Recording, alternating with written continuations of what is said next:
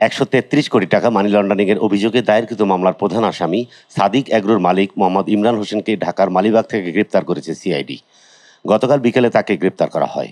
Money laundering অপরাধে জড়িত থাকার প্রেক্ষিতে ইমরান হোসেন সহ সংঘবদ্ধ অপরাধ চক্রের বিরুদ্ধে মোহাম্মদপুর থানায় একটি মামলা দায়ের করা হয়।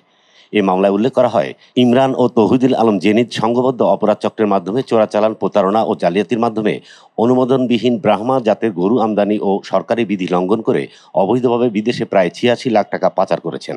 মঙ্গলবার বিকেলে সিআইডি কার্যালয়ে আয়োজিত এক সংবাদ সম্মেলনে এসব কথা জানান সিআইডির এই কর্মকর্তা। তিনি বলেন, তাকে গ্রেফতার করা হয়েছে এবং বর্তমানে এটি বিচারাধীন বিষয়।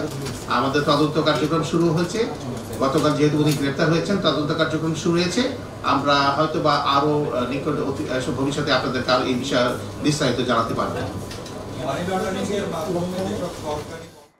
এই সংঘবদ্ধ অপরাধ চক্র প্রতারণার আশ্রয় নিয়ে কক্সবাজার জেলার টেকনাফ ও উখিয়া সীমান্তবর্তী এলাকা দিয়ে থাইল্যান্ড ও মায়ানমার হতে চোরাচালানের মাধ্যমে গরু ও মহিষ বাংলাদেশে নিয়ে এসে তা বিক্রি এবং ভুটান ও নেপাল থেকে চোরাচালানের মাধ্যমে ছোট আকৃতির ভুট্টি গরু বাংলাদেশে নিয়ে এসে তা বিক্রি করেছেন বলে অভিযোগ রয়েছে।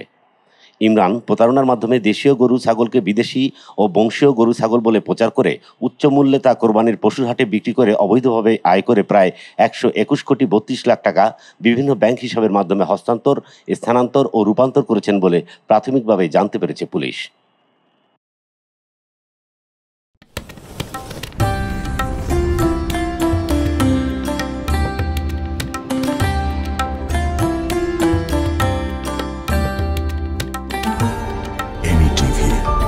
স্বাধীন বাংলার স্বাধীন কণ্ঠ।